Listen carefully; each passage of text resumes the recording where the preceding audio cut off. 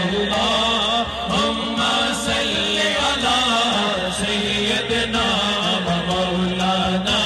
محمد لجپال جتا رکھوالا ہے ان کون مٹاون والا ہے لجپال جتا رکھوالا ہے ان کون مٹاون والا ہے ساڈی اس سونے نال لگ گئی ہے ساڈی اس سونے نال لگ گئی ہے جیڑا توڑ نبھاون والا ہے اللہم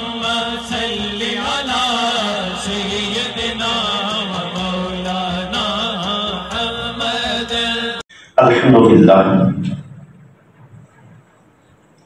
الحمدللہ رب العالمین والعاقبۃ للمتقین والصلاة والسلام علی سید الانبیاء والمرسلین وعلى آلہ وصحبہ اجمعین اما بعد فاعوذ باللہ السمیع العلیم من الشیطان الرجیم بسم اللہ الرحمن الرحیم قل هل يستوي الذین يعلمون والذین لا يعلمون انما يتذکر اولو الالباب آمنت باللہ صدق اللہ مولانا العظیم ان اللہ وملائکتہ یصلون علی النبی یا ایھا الذین آمنوا صلوا علیہ وسلموا تسلیما اللہم صلی علی سیدنا ومولانا محمد وعلى آلہ وصحبہ وبارک وسلم مولانا صلی وسلم دائما ابدا علی حبیبک خیر الخلق کلہم یا رب بالمصطفیٰ بلغ مقاصدنا واغفر لنا ما مضى یا واسع الکرم مولانا صلی وسلم دائما ابدا علی حبیبک خیر الخلق کلہم یا رب بالمصطفیٰ بلغ مقاصدنا واغفر لنا ما مضى یا واسع الکرم مولانا صلی وسلم دائما ابدا علی حبیبک خیر الخلق کلہم صلاۃ و سلاما علیک یا سیدی یا رحمۃ للعالمین وعلی آلک وصحبک یا جد الحسن والحسین اللہ پاک کی حمد و ثنا اس کے پیارے حبیب مکرم علیہ السلام کی تعریف و توصیف کے بعد اللہ وحدہ لا شریک کا کروڑہا لطف و کرم ہے جس پروردگار کی مدد و نصرت اور فضل و کرم سے ہم اللہ وحدہ لا شریک کی رضا اور خوشنودی کے لیے جمع ہیں۔ میرا رب ہم سب کا مل بیٹھنا اپنی بارگاہ لازوال میں قبولیت کے شرف سے نوازے اور ہم سب کے لیے اپنی اور اپنے حبیب علیہ السلام کی قربت کے اسباب پیدا فرمائے۔ پچھلے جمعہ مبارک پر ام المؤمنین حضرت سیدہ طیبہ طاہرہ عائشہ صدیقہ بنت صدیق کی بارگاہ عالیہ میں ہدیہ عقیدت اور عقیدت کے پھول نچھاور کرنے کی کوشش کی، اور پھر اللہ اور اس کا بندہ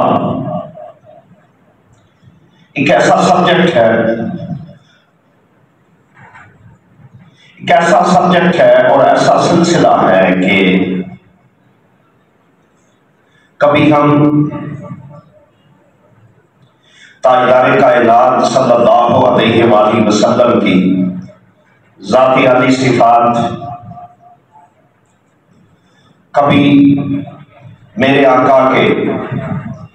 دوست احباب جنہیں صحابہ کہتے ہیں، اور پھر کبھی آقا علیہ الصلوۃ والسلام کے خاندان مبارکہ کا ذکر کرتے ہیں. یہ ساری چیزیں اور وہ تعلق ہیں اور ایسے تعلق ہیں کہ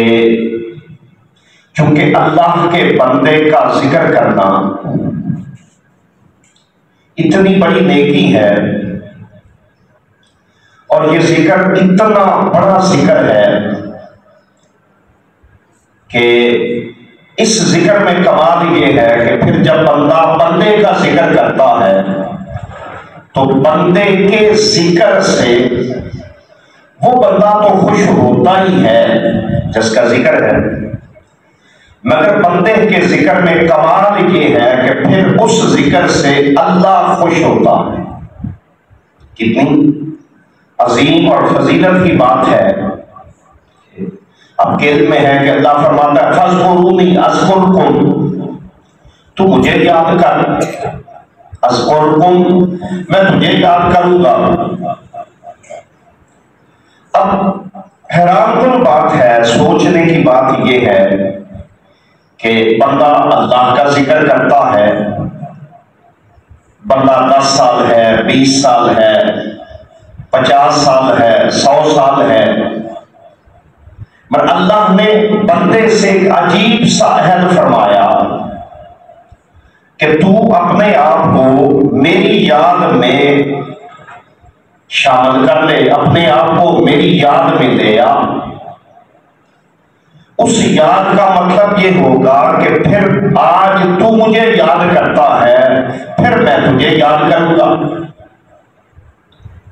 اور اللہ ہی کی یاد ہے کہ آج آپ دیکھ لیں کئی لوگوں کو، پہلے تو خیر اتنا نہیں تھا، بیکار ایسی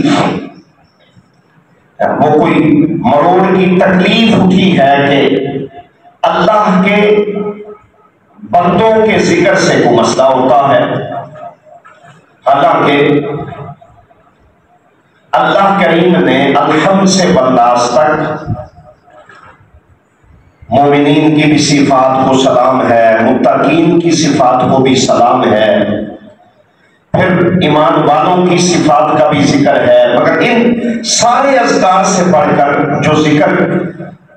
انبیاء و مرسلین کے ذکر کے علاوہ کیا ہے، وہ ذکر یہ ذکر ہے کہ اس اللہ نے اپنے محبت والے بندوں کا خاص ذکر کیا ہے. یعنی ایسے بندے کہ جن سے اللہ کو محبت ہے، اور پھر نہ صرف اللہ سے محبت ہے وہ بندے کرتے ہیں، بلکہ اللہ ایک جگہ فرماتے ہیں کہ ان الذین آمنوا وعملوا الصالحات، بے شک جو لوگ ایمان لائے اور اچھے عمل کیے، سیجعل لهم الرحمن ودا، تو ان کا عالم یہ ہے کہ پھر ان کی محبت خالق کائنات دنیا میں لوگوں کے دلوں میں پیدا فرما دیتا ہے. یعنی ایمان اور عمل صالح، ایک تو جو بڑی ضروری بات ہے یاد رکھ لیں، اللہ کا بندہ اور اللہ کے بندوں کی صفات، جن میں یہ بڑی ہمارے یہاں ایک تصور یہ بھی ہے کہ ہم شاید یہ سمجھتے ہیں کہ شریعت سے دور ہونا،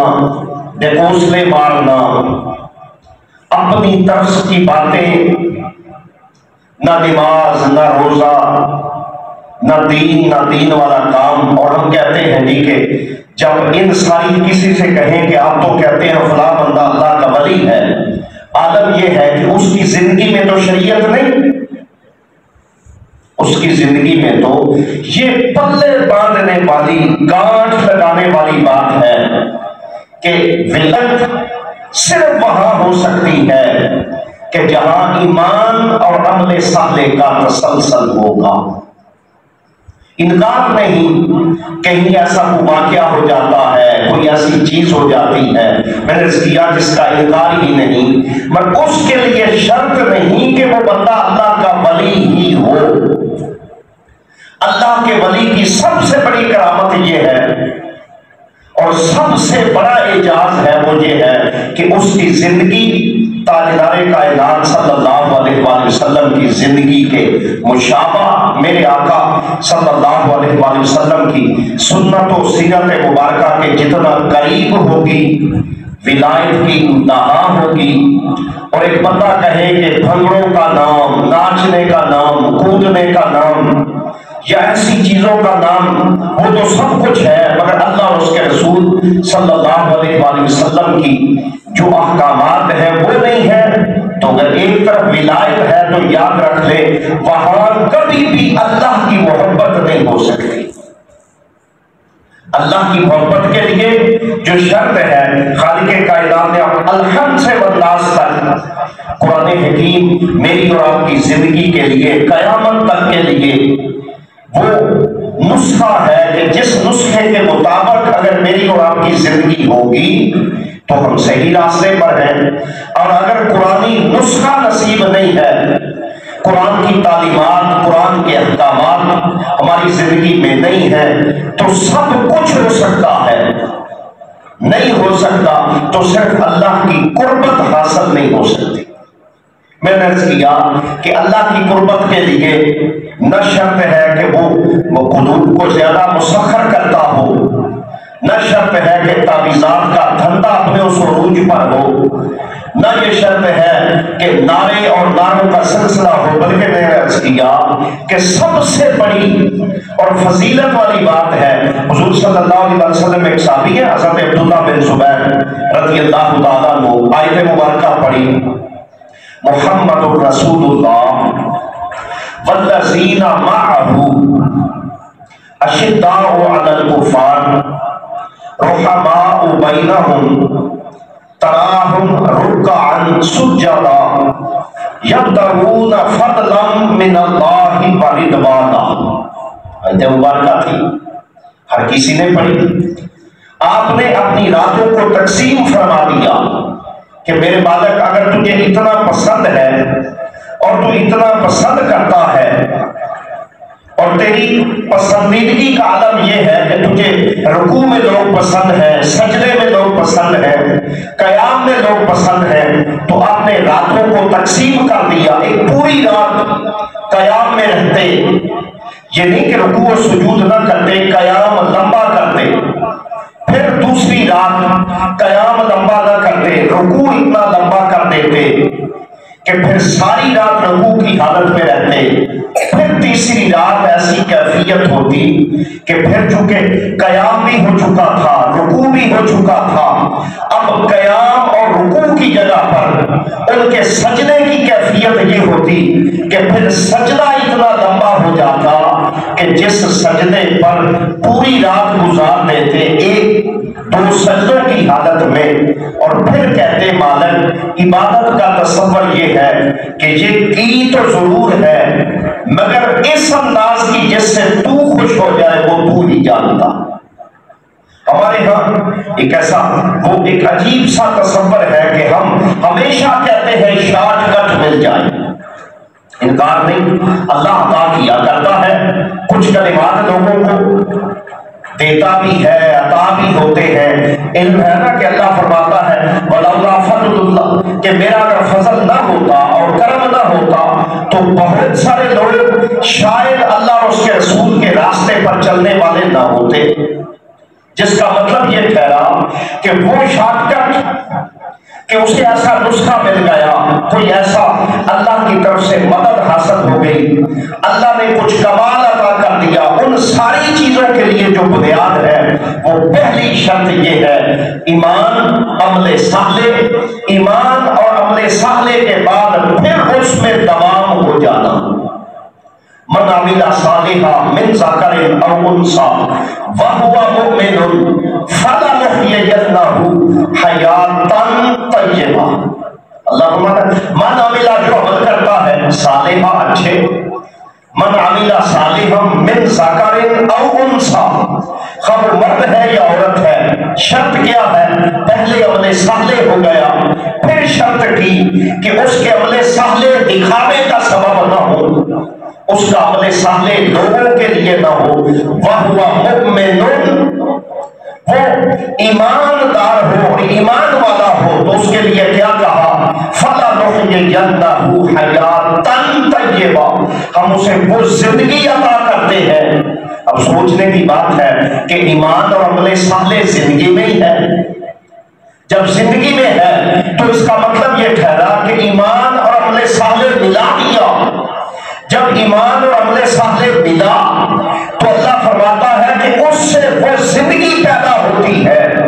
وہ کیفیت حاصل ہوتی ہے، فَلَنُحْيِيَنَّهُ حَيَاةً طَيِّبَةً، کہ پھر اس سے وہ کیفیت حاصل ہو جاتی ہے کہ ہے زندگی، مگر زندگی میں وہ طہارت نصیب ہو جاتی ہے، وہ اعلیٰ قسم کی زندگی حاصل ہو جاتی ہے کہ جس کے پھر برابر دنیا میں کچھ نہیں ہو سکتا۔ پھر بڑی مشہور سورہ مبارکہ اللہ فرماتا ہے والعصر، مجھے قسم ہے زمانے کی، ان الانسان لفی خسر، بے شک انسان خسارے میں ہے، الا الذین آمنوا، خسارے سے نکالا تو صرف ان لوگوں کو جن کے لیے اس نے شرط رکھی، الا الذین آمنوا وعملوا الصالحات، وہ لوگ جو ایمان لائے اور اعمال صالح کیا، ایمان اور عمل صالح بھی حاصل ہو گیا، پھر انہیں صبر بھی نصیب ہوا، پھر انہیں نصیحت تواصی بالحق اور حق اور صبر کی نعمت حاصل ہو گئی۔ اللہ فرماتا ہے یہی ایک طبقہ اور گروہ ہے، جس طبقہ اور گروہ کی کیفیت یہ ہے کہ جنہیں اللہ وہ کمال عطا کرتا ہے کہ جو خسارے میں نہیں ہے، جو لوگ خسارے میں نہیں ہیں۔ اب پتہ یہ چلا کہ جو لوگ خسارہ کیا ہے، گھاٹا،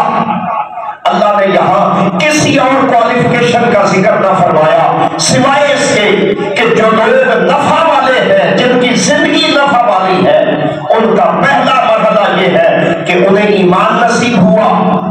جب ایمان نصیب ہوا تو ایمان کے ساتھ ایمان ہی کی قسم ہے کہ پھر انہیں عمل صالح مل گیا۔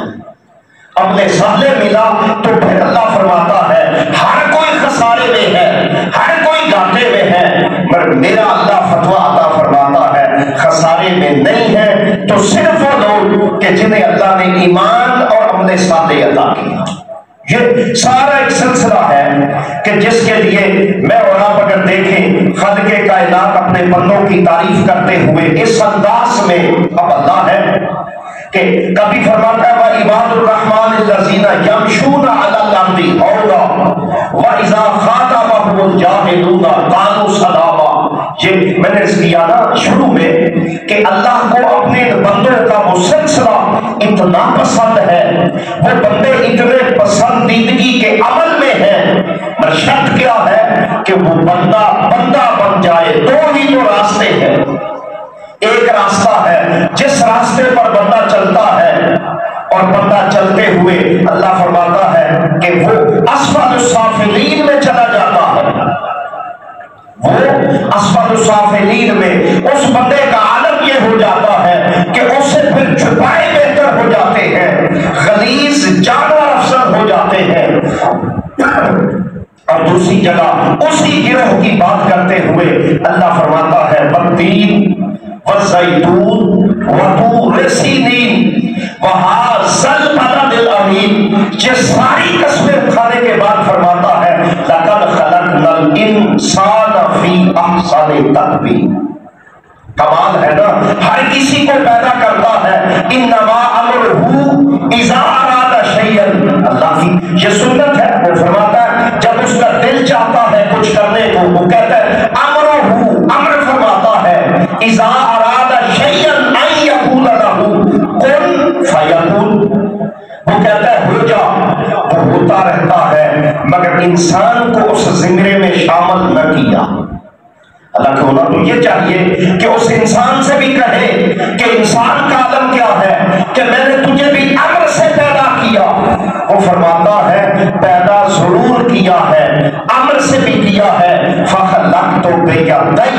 اور صرف امر سے نہیں، تو اتنا خوش نصیب ہے کہ جسے اللہ نے اپنے ہاتھوں سے تخلیق کیا، جس کا مطلب یہ ٹھہرا، میں نے اپنی خدمت عالیہ میں عرض کیا کہ انسان کے لیے دو راستے ہو گئے، ایک راستہ وہ راستہ کہ جس راستے پر انسان چلتے ہوئے اس مقام تک پہنچتا ہے، امام غزالی فرماتے ہیں کہ اللہ کے فرشتے وہ چلتا ہے اس کے چلنے کے نیچے اپنے پر بچھاتے، اس کے چلنے، اس کا احترام، وہ سویا ہوتا ہے اس کی زیارت کرتے ہیں، وہ اٹھتا ہے، بیٹھتا ہے، چلتا پھرتا ہے، اللہ کا بندہ، مگر شرط کی اس میں جو ہے کہ اس نے اپنے آپ کو، اپنی ذات کو، اپنے اس سارے معاملات کو، سب کچھ کو جب اللہ کے راستے پر قربان کر دیا۔ حضرت امام اعظم ابو حنیفہ رحمۃ اللہ تعالی علیہ عشاء کی نماز ادا کی، جب عشاء کی نماز ادا کی تو امام صاحب نے قرات کی اذا زلزلت الارض زلزالها واخرجت الارض اثقالها وقال الانسان ما لها، امام صاحب مقتدی بنے ہوئے تھے، نماز مکمل ہو گئی، لوگ چلے گئے، خادم کہتا ہے جو امام اعظم ابو حنیفہ رحمۃ اللہ تعالیٰ علیہ کے خادم تھے، میں نے دیکھا امام صاحب سانسیں لے رہے ہیں، اللہ کی طرف رجوع فرما رہے ہیں، اب یہ روشنی یا الیکٹریسٹی کا تو دور نہیں تھا، انہوں نے کہا دیے میں آئل تھوڑا تھا، میں نے اسے اس کی لو کو تھوڑا سا نیچے کر دیا، میں چلا گیا، صبح جب اذان فجر ہوئی اور اذان فجر کے پہلے میں مسجد کی خدمت کے لیے مسجد میں گیا تو حیران رہ گیا، مسجد میں میرا جانا اس انداز اور کیفیت کا تھا کہ پھر میں جب مسجد میں داخل ہوا تو امام صاحب مجھ سے پوچھتے ہیں کیا عشاء کی نماز کے بعد آپ مسجد بند کرنے آئے ہیں؟ میں کانپ اٹھا، میں نے کہا ایمان تو اس کا نام ہے کہ بندہ ساری رات اللہ کی بارگاہ میں حاضر ہے، اس کی طرف راجع ہے، رجوع کرنے والا ہے، مگر اس رجوع میں کمال کیا ہے کہ پوری رات بیت گئی، مگر پوری رات بیتنے میں یہ احساس ہی نہ ہوا کہ پوری رات گزر گئی۔ جو میاں صاحب نے بڑا خوبصورت کہا نا کہ وہ رات کا ایک تصور ہے، کئی لوگوں کو وہ سکون دیتا ہے، کئی لوگوں کے لیے سکون کا سبب ہوتا ہے، اور کئی لوگوں کے لیے رات وہ تصور ہے کہ وہ کہتے ہیں رات کو وہ مالک کہتا ہے کہ میں اس رات میں وہ کیفیت آتی ہے کہ میں رات کو آتا ہوں، اور مالک اعلان کرتا ہے کوئی سارے ہے، کوئی ماننے والا ہے، کوئی میری بارگاہ میں جھولی پھیلانے والا، تو جن لوگوں کے ہاں وہ محبت، عشق اور کیفیت کا معاملہ ہو جاتا ہے، ہمیں ساری رات وہ غفلت کا تصور رہتا ہے، مگر اللہ کے بندوں کے لیے وہ کمال یہ ہو جاتا ہے کہ پھر اللہ کے بندوں کو رات کا جاگنا وہ کمال عطا کرتا ہے کہ پھر ساری رات اسی کیفیت میں گزر جاتی ہے، حتیٰ کہ تاجدار کائنات صلی اللہ علیہ وسلم کی ذاتی عالی صفات کہ جس کے لیے یاد رکھے میرا اور آپ کا میرے آقا علیہ السلام کو ماننا ایمان کی علامت ہے، لا الہ الا اللہ اللہ کی وحدانیت کی دلیل ہے، مگر الحمدللہ تعالی یاد رکھ لیں لا الہ الا اللہ کے لیے شرط ہے کہ وہ کلمہ تب بنتا ہے جب اس میں محمد رسول اللہ شامل ہو، کہ میں گواہی دیتا ہوں کہ اللہ کی وحدانیت کی، مگر وحدانیت کے لیے جو شرط رکھی وہ شرط یہ ہے محمد الرسول اللہ۔ میں یہ بھی گواہی دیتا ہوں کہ جب رسالت کی گواہی ہوئی تو پھر توحید کی گواہی مانی جائے گی۔ ایک بندہ رسالت پر ایمان کمزور رکھتا ہے، حتیٰ کہ ایمان اپنی جگہ میرے آقا صلی اللہ علیہ وسلم سے عقیدت نہیں رکھتا، محبت نہیں رکھتا، چاہت نہیں رکھتا، یاد رکھ لے وہ سب کچھ ہو سکتا ہے، سب کچھ چل سکتا ہے، نہیں ہو سکتا تو میرے آقا کی صرف محبت نکال دے تو وہ صاحب ایمان نہیں ہو سکتا۔ اب حضور کا ایک مقام ہے صلی اللہ علیہ وسلم، ہم اس کی تفصیل میں آسان سا حل ہے، اور وہ کیا ہے؟ سب سے آسان حل کہ آپ یوں سمجھے کائنات دو ترازوؤں میں ہے، ایک ترازو میں ساری کائنات ہے، اولین سے آخرین تک، زمین ہے، آسمان ہے، جو کچھ ہے، اور دوسرے ترازو میں صرف تاجدار کائنات صلی اللہ علیہ وسلم کی ذات ہے۔ تو صوفیاء فرماتے ہیں کہ ان دونوں ترازوؤں کی برابری کرنا بھی جرم ہے، اس لیے کہ حضور کے برابر بھی کوئی نہیں ہو سکتا، نہ حضور جیسا ہوا، مگر اس کے باوجود میرے آقا صلی اللہ علیہ وسلم کا عالم یہ ہے کہ حضور صلی اللہ علیہ وسلم رات کو اللہ کے حضور جب سر بسجود ہوتے تو اس کیفیت میں ہوتے، حتیٰ کہ حضور علیہ السلام کا فرمان ہے کہ میں اللہ کی بارگاہ میں بعض اوقات اس کیفیت میں ہوتا ہوں کہ وہاں نہ فرشتہ ہوتا ہے، نہ مقرب کائنات کی کوئی چیز ہوتی ہے، میں اور میرا محبوب ہوتے ہیں، میں اور میرا رب ہوتے ہیں، حتیٰ کہ دوسری حدیث مبارکہ میں ہے میرا رب مجھے کھلاتا بھی ہے پلاتا بھی ہے۔ جس کا عالم یہ ہے، جس کا مقام یہ ہے، اب ہونا تو یہ چاہیے میرے اور آپ کے ہاں ظلم ہے کہ ہم شاید اس راستے پر چل پڑے۔ اب یقین کیجئے جو صحیح معنوں میں نہ ولایت والا راستہ ہے نہ صراط مستقیم ہے۔ ہم تو کیا کہتے ہیں بہت معذرت سے کہ شاید میں نے زندگی میں ایک بار 11ویں شریف دے لی تو میرا بیڑا پار ہو گیا۔ میں استغفر اللہ العظیم، وہ چونکہ نہ 11ویں شریف کا منکر ہوں نہ، مگر ضمناً بات کیا ہے کہ زندگی تسلسل کے ساتھ گزارنے کا نام ایمان ہے۔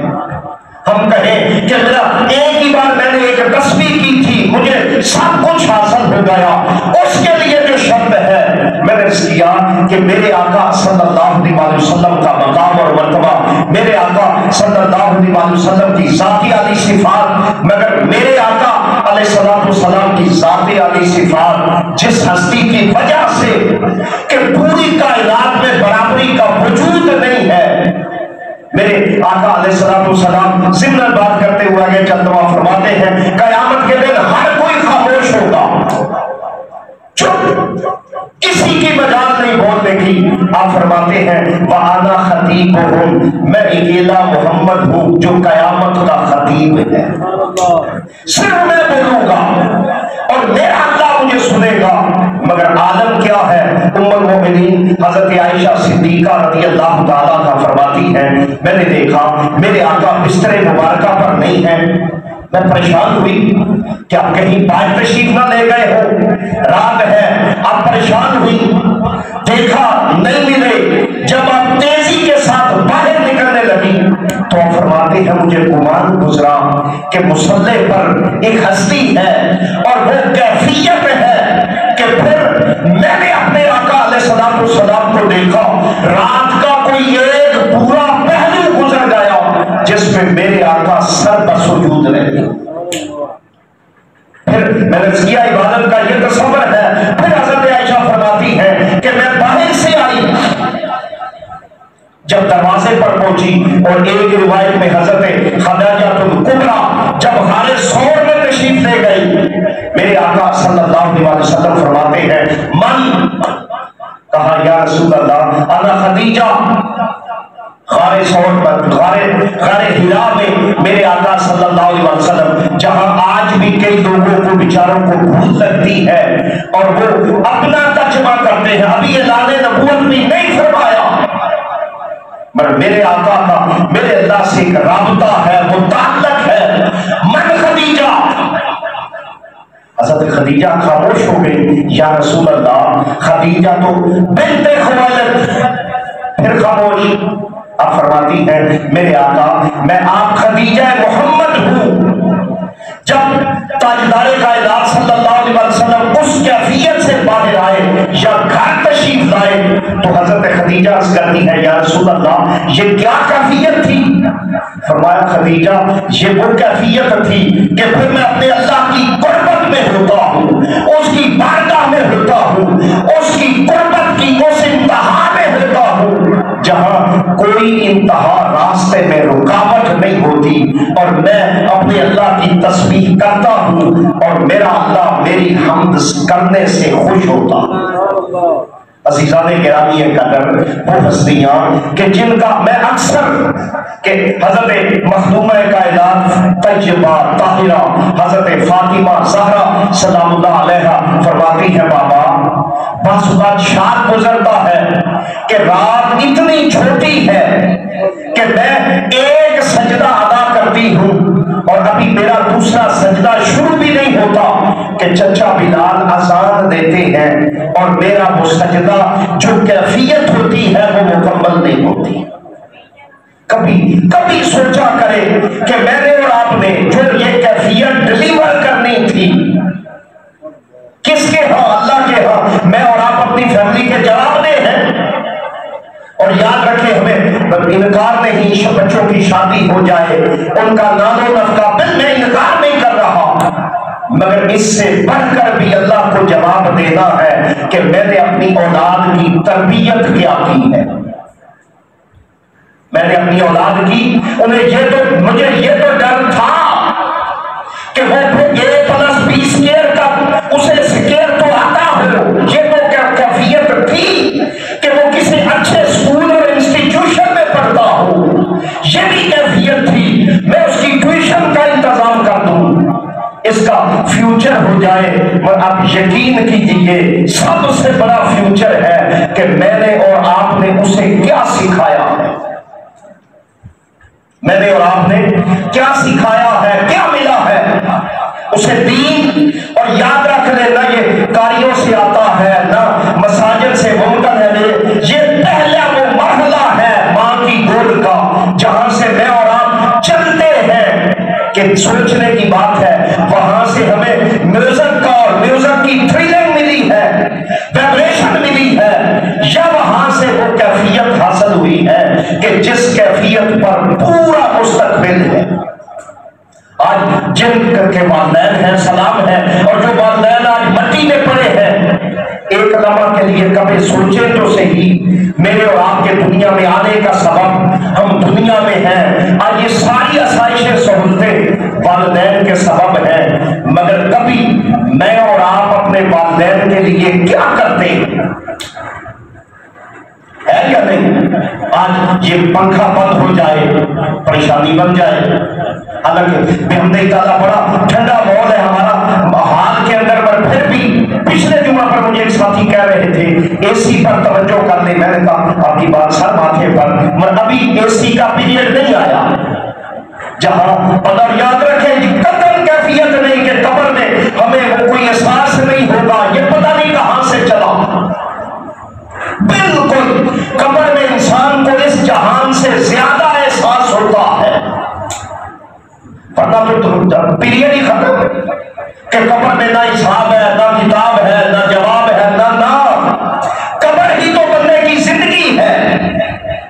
جو مستقبل مجھے اور آپ کو ستاتا ہے۔ آج جو پریشانی ہے بچوں کا مستقبل بن جائے، انکار نہیں کرتے،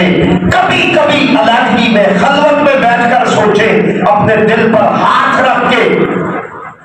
کہ جو ہستیاں میرے اور آپ کے دنیا میں آنے کا سبب بنی، جنہوں نے نہ راتیں دیکھی نہ دن دیکھے، پر کبھی سوچنے کی بات ہے محبت کے ساتھ کہ پھر ان کے ساتھ میرا اور آپ کا آج کا سلوک کیا ہے۔ اور اللہ معاف کر دے ہمیں جو شاید گھر سے کہ وہ میرے ساتھ بعض ساتھی جب بحث کرتے ہیں تو میں کہتا ہوں میرٹ ہونا چاہیے. ہم جنازے پر کھڑے ہوتے ہیں, زور لگاتے ہیں کہ وہ بھی یوں کر لے. اچھا مقصد کوئی نہیں ہوتا. مقصد کیا ہوتا ہے؟ بندے کا پتہ چل گیا فلاں بھی آیا ہے, فلاں بھی آیا ہے, مگر اللہ معاف کر دے, وہاں ہی آپ روک دے اور لوگوں سے کہیں کہ جنازے کی جو دعائیں ہیں ہمیں آتی ہے یا نہیں. بے شک بڑا سا وہ کوئی علامہ صاحب ہو, امامہ شریف ہو, جبہ شریف ہو, یہ فضیلت کی باتیں ہیں, مگر دعاؤں کا تعلق تو دل اور دماغ سے ہے. تو اللہ معاف کر دے شاید ہمیں وہ نہ آتی ہو. اور یاد رکھیں یہ فرض واجب کا تعلق ہی نہیں. پھر جنازے کا مطلب کیا ہے؟ جب مجھے اور آپ کو اللہم اغفر لحینا و میتنا وہاں جس کام کے لیے گئے ہیں وہ کیا ہے کہ بابا جس کی میت پڑی ہے اس کے لیے دعا کرنے گئے ہیں. اور کیا یہ سزا تھوڑی ہے کہ کل جب ہم میت ہوں گے تو پھر ہمیں بھی ہمارا جنازہ پڑھنے والے بھی چپ کر کے کھڑے ہوں گے, چپ کر کے. حالانکہ بہت بڑی فضیلت ہے. وہ کیا ہے؟ میرے آقا کا فرمان ہے جنازے میں جب لوگ زیادہ شامل ہو جائیں, جب اللہ سے مانگتے ہیں تو اللہ کہتا ہے اچھا تم میرے بندے کی مغفرت مانگنے کے لیے آئے ہو, چلو تمہارے مانگنے کا صدقہ میں بخش دیتا. کبھی وہ جو ہمیں پوئٹری آتی ہے, میوزک آتا ہے, وہ جو بڑا کچھ آتا ہے, ناولز آتے ہیں, بڑی کہانیاں آتی ہیں, ان کہانیوں میں چپکے سے کہ وہ جو بنیاد دین ہے کیا ہے؟ جنازہ نہیں تو دین کیا بچتا ہے؟ مگر یہ کہاں سے ملے گا؟ اب یقین کیجیے اس کا پہلا مرحلہ یہ ہے, پہلا سٹیپ یہ ہے کہ گھر سے انسان لے کے چلتا.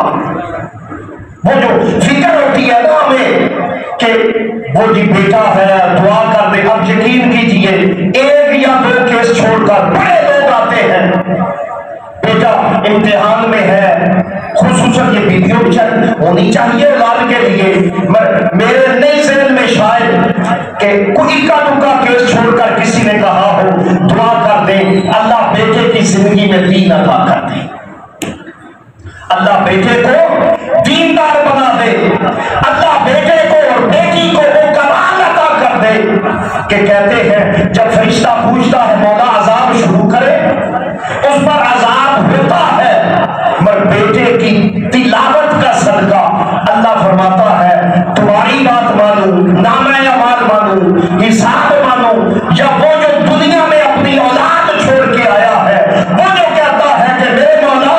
الحمدللہ رب العالمین ساری تعریفیں تیرے لیے ہیں, ان تعریفوں کا اجر یہ ہے کہ اس کا صدقہ میں اس سے راضی ہوں. یہ ہونا چاہیے, مگر اس ہونے کے لیے میرے اور آپ کے شاید دل میں فکر نہ ہو. کل بات ہو رہی تھی ہمارے حاجی اکرم صاحب کے وہ تعلق والے ہیں, وہ کہتے ہیں کہ علم ہے کہ شاید میرے بعد کوئی قبر پر نہ جائے. بابا کیوں؟ قبر پر اور مغفرت کے لیے میں نے اور آپ نے تیار کرنا ہے. جب میں اور آپ تیار نہیں کریں گے تو پھر کیسے تیاری ہوگی؟ جب مجھے اور آپ کو, اب یقین کیجئے پھر ایک تصور ہوتا ہے مجھے بیٹا پنجگانہ نماز کے لیے ہو جائے, مگر یاد رکھیں پنجگانہ نماز تب ہوگی جب خود والدین رات کو چپکے اندھیرے میں مصلی کی پیٹھ پر بیٹھیں گے. چونکہ ضمن 13 مئی کو اللہ کا ہم تھا قبلہ والد صاحب اللہ کے ہاں. اب یقین کیجئے میں 6 یا 7ویں میں تھا کہ جب مجھے میرے والد نے تہجد کا فیض عطا کیا, ایک دن بھی والد صاحب نے یہ نہیں کہا کہ تہجد پڑھ, وہ پتا تھا جی. اب کیا تھا, مجھے وہ بچپن میں کچھ سویٹ کا سلسلہ تھا. اللہ کروڑ حاکم صاحب کے درجات عالیہ کو بلند کرے. اب یقین کیجئے میں صبح جب اٹھتا تھا میرے بابا اس وقت چائے بنا چکے ہوتے تھے اور وہ سویٹ بھی دستیاب ہوتی تھی. بابا فرماتے کہ موسم بھی ہے, چائے بھی تیار ہے, اور جناب میرا دل کرتا ہے کہ مل کے پئیں. تو 4 دن وہ شاید گزرے ہوں گے, ایک دن مجھے کہتے ہیں، فرماتے ہیں کہ بابا ہونا تو یہ چاہیے کہ جب بندہ کھائے پیے تو وہ خود ہی کرے۔ میں وضو گاہ پر تھا، خود ہی کی، میں نے آ کے دیکھا ابا جی وہ نفل ادا فرما رہے ہیں۔ میں نے کہا یہ کیا کیا؟ کہتے ہیں میں نے صرف مالک سے یہ کہا ہے میرے اللہ رزق تیرے ذمہ ہے، تو جس انداز میں چاہے، مگر میری خواہش یہ ہے کہ میں جب تیرے ہاں پیش ہوں تو پھر میری اولاد کو کم از کم تو دین عطا کر دے۔ میری اولاد کو، میں تھوڑا سخت تھا، وہ اسکول کی بھی تعلیم ساتھ یہ وہ مدرسے کا بھی پڑھنا ہوتا تھا، مگر شاید والد صاحب رحمت اللہ تعالیٰ علیہ کا وہ ماننا تھا کہ پھر اس دن سے لے کر آج کے دن تک میرے مالک کی کریمی ہے کہ پھر نہ کسی نے جگایا ہے نہ الارم کی احتیاجی رہی ہے، بس شاید وہ والد صاحب کا ماننا تھا کہ مجھے اللہ اپنی بارگاہ میں جھکنے کی اور خصوصاً تہجد کی خصوصی توفیق عطا کرتا۔ یہ سب سے بڑا انسٹیٹیوشن ہے، سب سے بڑا ٹیوشن کا۔ ہم تو کہتے ہیں نا اچھا ٹیوٹر مل جائے، اچھا ٹیچ کرنے والا ضرورت ہی نہیں ہے۔ اب بچے کو مصلح کا راستہ دکھا دے، مصلح شرط یہ ہے کہ بندہ خود اٹھنے والا ہو۔ بندہ کہے میں سویا رہوں، بیٹا میرا تہجد گزار ہو سکتا ہے، میں ناراض نہ ہو، مگر ترتیب کیا ہے؟ ترتیب تب بدلے گی جب میری اور آپ کی زمینیں اس کی بارگاہ میں جھکتی ہیں۔ اب یقین کیجئے زمینوں کا اس کی بارگاہ میں جھکنے کا منظر ہوتا ہے کہ پھر میرا مالک وہ کرم کرتا ہے، اس کرم کا صدقہ یہ ہوتا ہے اللہ فذکرونی اذکرکم، وہ کہتا ہے میری شرط تھی میرے ذکر میں آ، میں نے کیا میرے مالک بندہ تو کمزور ہے، مٹنے والا ہے، وہ کہتا ہے نہیں میری یاد میں رچ بس جا، میرا ذاکر بن جا، فائدہ یہ ہوگا تو مر جائے گا مگر تو مرے گا نہیں، تیرا اس جہان سے جانے کا مطلب یہ ہوگا میں قیامت تک کے لیے تجھے زندہ کر دوں گا، میں قیامت تک کے لیے۔ آج بھی لوگوں کو تکلیف ہوتی ہے، پریشانی ہوتی ہے، اور فرید الدین کے کیوں نعرے لگاتے ہیں، دادا حجویری کی بارگاہ میں کیوں جاتے ہیں؟ وہ جنگل بیابان میں ولایت کا سلطان بیٹھا ہے، یاد رکھ لے ہماری کیا مجال، ہم کیا۔ میں جب شروع میں یہ سیدہ شریف جانا شروع کیا راستہ بھی نہیں تھا، گاڑی بھی کوئی نہیں جاتی تھی، کوئی اکا دکا گاڑی ہوتی تھی، مگر آپ یقین کیجئے سیدے کی بارگاہ میں گئے ہیں، ہمارے گاؤں کے قریب ایک دربار ہے۔ اب ہمارا گاؤں لوگ روکتے بھی ہیں، ناراض بھی ہوتے ہیں، اب راستہ پوچھے سارا بتائیں گے، وہ نہیں بتائیں گے، مگر ابھی بھی کسی دن آپ اتوار کو جائیں، میں تو ولایت اسے مانتا ہوں کہ پوری دنیا روکنے والی ہے، راستہ نہیں ہے، ٹرانسپورٹیشن نہیں ہے، پر ہم کبھی وہ بچپنے میں جب اجازت ہوتی پیدل جاتے، وہاں دھوپ سے ناس ہوتا، مگر بابے کی بارگاہ میں جاتے حیران رہ جاتے، بابا وہاں جنگل میں منگل بنا کے بیٹھا، اور ہو کی صدائیں ہیں، یہ کیوں ہے؟ لوگ روکتے بھی ہیں، مارتے بھی ہیں، نہ جائے نہ نام لے۔ ایک اور شیطان آج کل پیدا ہوا ہے جسے بڑی تکلیف ہے، کبھی بابا فرید کی، کبھی حضرت دادا گنج بخش علی حجویری کی۔ شیطان ہے، شیطان رہے گا، اللہ سے وعدہ جو ٹھہرا، مگر خالق کہتا ہے پریشانی کی بات نہیں ہے، یہ شیطان پہلے دن آدم سے لگا تھا، اسے کہا تھا مالک میں بہتر ہوں، اللہ نے کہا نہیں، تجھے کیا پتا، تجھے زام یہ ہے کہ تو نے سجدے زیادہ کیے ہیں، تجھے درختہ زیادہ آتا ہے، شیطان دیکھ آدم میرا پیارا اس لیے ہے میں نے ہر کسی کو حکم سے پیدا کیا، آدم کو اپنے ہاتھوں سے پیدا کیا، اور اپنے ہاتھوں سے پیدا کرنے کا مطلب آج بھی ذریت آدم زندہ باد ہے، پر ذریت آدم کون ہے؟ جو آدم علیہ السلام نبی مکرم تھے، وہاں سے لے کر لوگ روکتے بھی ہیں، مارتے بھی ہیں، مگر میں نے کیا اللہ کہتا ہے میرا وعدہ ہے۔ صحیح بخاری کا حدیث ہے، جبرائیل علیہ السلام فرماتے ہیں، اللہ فرماتا ہے جبرائیل فلاں بندے سے مجھے محبت ہو گئی، ہائے ہائے فلاں بندے سے مجھے محبت ہو گئی، حدیث کے الفاظ، اچھا اللہ فرماتا ہے جبرائیل تو بھی اس سے محبت کر. جبرائیل بھی محبت کرنے لگ جاتا ہے. اور جبرائیل کون ہے؟ جو اللہ سے ڈائریکٹ پیغام لیتا ہے. کبھی سوچا کرے اللہ کی محبت کا کیا کمال ہے. اللہ کی محبت پر قربان جائے. جہاں اللہ کو محبت ہوتی ہے وہ جس سے ہوتی ہے. اللہ کی بندی دوڑ لگا رہی ہے اپنے بیٹے کے لیے. اپنا بیٹا ہے اللہ کے لیے بھی نہیں.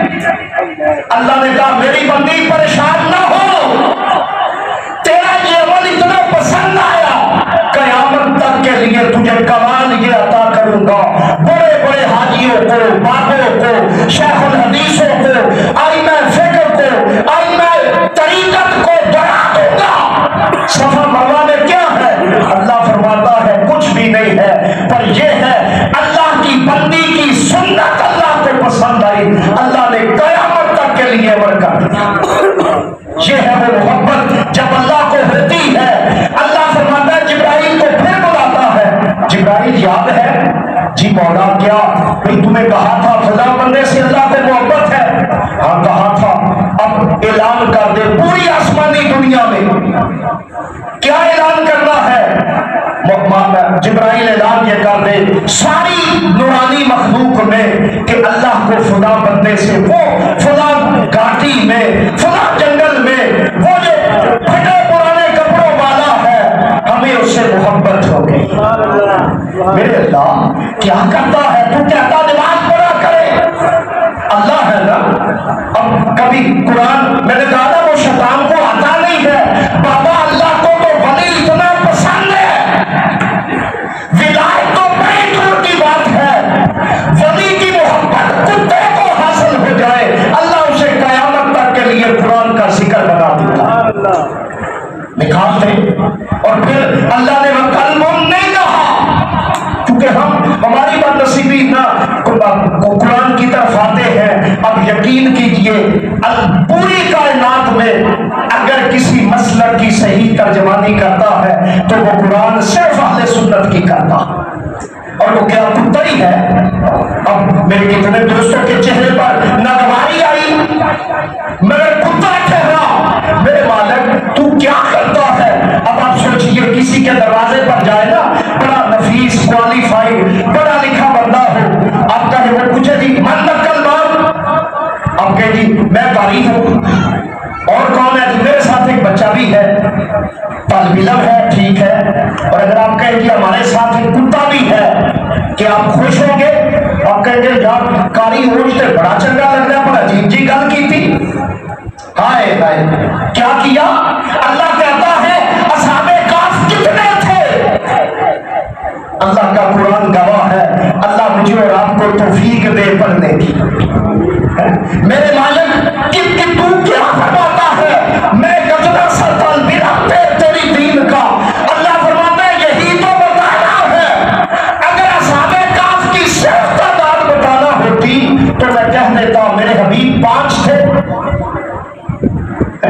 اللہ فرماتا ہے نہیں, لوگوں کو بتانا ہی یہ تھا ولی کہتے کسے ہیں. یوں ہی تو نہیں کہ وہ نسبت ہو گئی. جس نسبت کا کمال یہ ہے, اللہ نے فرمایا میرے حبیب 5 اصحاب کہف تھے, 6 ان کا کتا تھا. کیا تھا؟ 6 اصحاب کہف تھے. میرے مولا اصحاب کہف کا تو ذکر ہو گیا. اللہ فرماتا ہے یہی تو بتانا ہے. قلب نہیں کہا جو شیطان کو سمجھ نہیں آتی. کبھی کہتا ہے مجھے چھوکرا کہتے ہیں, کبھی بیچارہ کہتا ہے میں رجوع کرنے کو تیار ہوں. ہاں تمہیں ابھی تو مولویوں کی سمجھ ہی نہیں آئی. ابھی جب مولوی تیرے پیچھے پڑے نہیں پڑیں گے تو تجھے پتا چلے گا. اللہ فرماتا ہے قلبن کی کتے کی تو بات ہی نہیں کی. کس کی؟ اللہ فرماتا ہے وہ قلبہم کیا ہے؟ وَقَلْبُهُمْ عام کتا نہیں تھا. کتے کا کمال یہ تھا. اللہ فرماتا ہے ان کا کتا تھا. ان میں اور عام میں فرق یہ ہوا عام کو کوئی پوچھتا نہیں, اور جب ان کا کتا ہو گیا, یا تو مجھے جمعے کے بعد ابھی اگر ہے زان تو آپ انکار کر دیں, یا کیا اللہ استغفر اللہ بات کیوں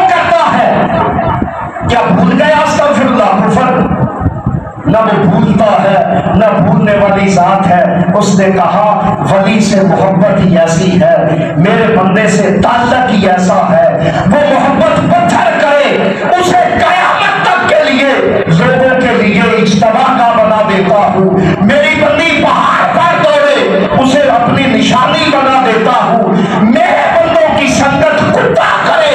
کتا ہو کر جب میرے بندوں کے پیچھے لگتا ہے میں اسے عام کتا نہیں ان کا کتا بنا دیتا ہوں۔ اللہ مجھے اور آپ کو اپنے بندوں کی محبت عطا فرمائے اور ان کے راستے پر چلنے کی توفیق عطا فرمائے۔ وبا علیہ